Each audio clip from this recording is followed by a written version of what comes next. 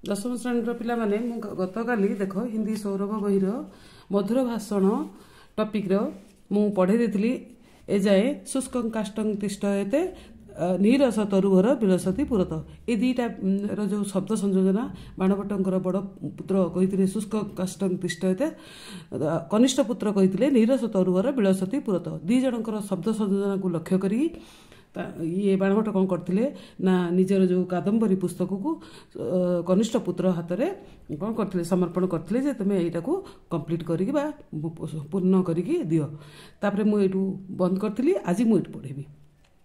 यह तो रही साहित्य के शब्द संयोजन की बात। ये है साहित्य शब्द संयोजन कथा। साधारण बोलचाल में भी बड़ा अंतर हो जाता है। आम जो लोक सहित कथा होती आम देखा कौन आम केमी कथबार्ता करा परिवार भितर बाहर लोक सहित शिक्षानुष्ठान व्यावसायिक अनुष्ठान बा कौन वृत्तिगत अनुष्ठान आम केमी ऑफिस मानक केमी कथबार्ता करवा भाव को प्रभावशाली भाषा में व्यक्त कर देता ही साहित्य है। बोलचाल भाषा अलग अलग आउ साहित्यिक भाषा अलग। साहित्यर शब्द संयोजन बहुत आवश्यक। केमिति साहित्यिक भाषा सब आम प्रयोग करवा। जो मनुष्य किसी गलतफहमी को दूर कर उठे हुए मित्र को मना लेता है वह सच्चा साहित्यिक है।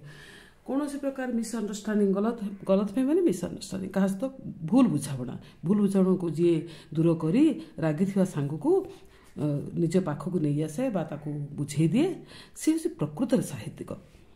वार्तालाप की शिष्टता मनुष्य को आदर का भाजन बनाती है और समाज से उसकी सफलता के लिए रास्ता साफ कर देती है। वार्तालाप की शिष्टता कथबार्ता कहला बेले आम शिष्टता रखा मनुष्य को आदर का भाजन जी शिष्टता सहित कथा हुए लोक भल पाती और समाज से उसकी सफलता के लिए रास्ता साफ कर देती है। समाज ताकू कौन कहे ना भल पिला से भल मनुष्य हम तार व्यवहार भल व्यवहार कथबार्ता सब बड़ जिनस।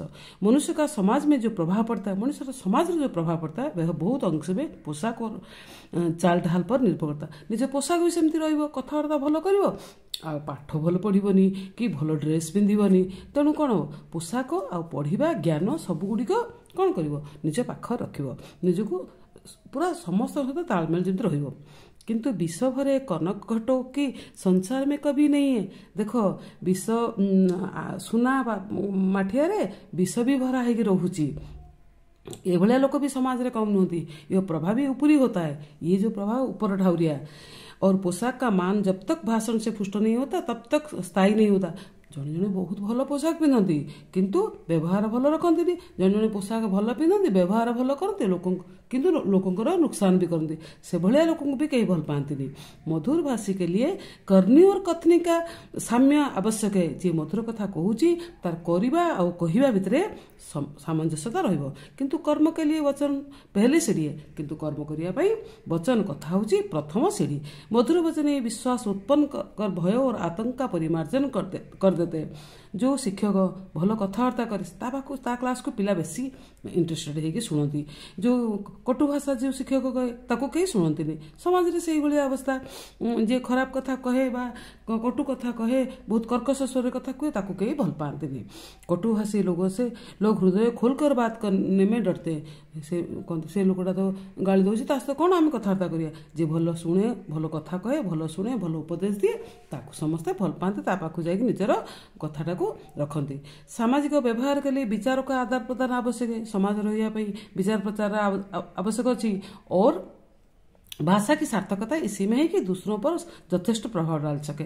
आम एमती कथा कह लोगों को प्रभावित कर। जब बुरे वचन आदमी को रुष्ट करता है तो मधुर वचन दूसरों को प्रसन्न करता है। कठिन कथा लोगों को रुष्ट भी करे और मधुर कथा लोगों को प्रसन्न भी करे। शब्द का जादू बड़ा जबरदस्त होता है। शब्दर कहते ना शब्दर गोटे जादू अच्छी। आम शब्द माध्यम लोगों को आकर्षित कर शब्दर जादू।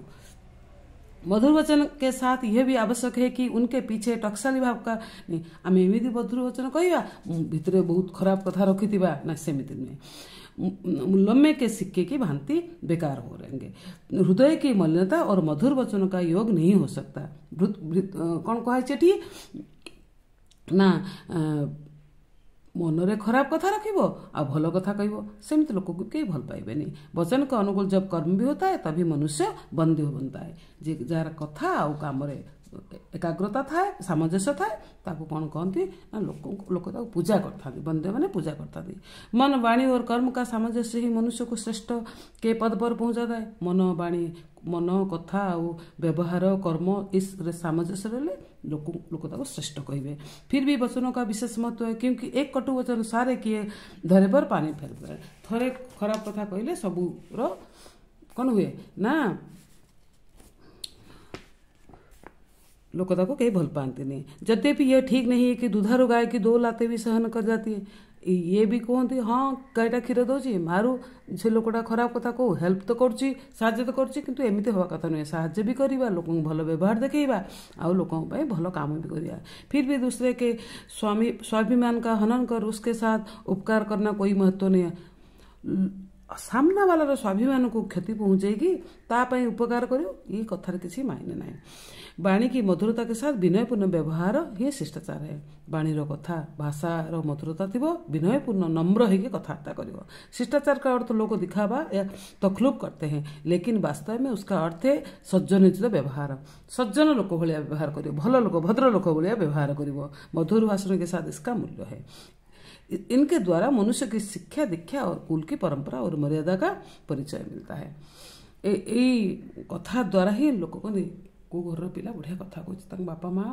तर वंश मर्यादा अच्छी से तो संभ्रांत घर पिला भल कथा कहूँ तार व्यवहार भल पिला माने ये बड़ टपिकटा मुझे आज यहाँ को कंप्लीट करुँची पुणी नेक्स्ट वीडियो रे मुझे पुणी पूरा करके शब्दार्थ विषय आलोचना करी वीडियो को शुणी बहुत बहुत धन्यवाद।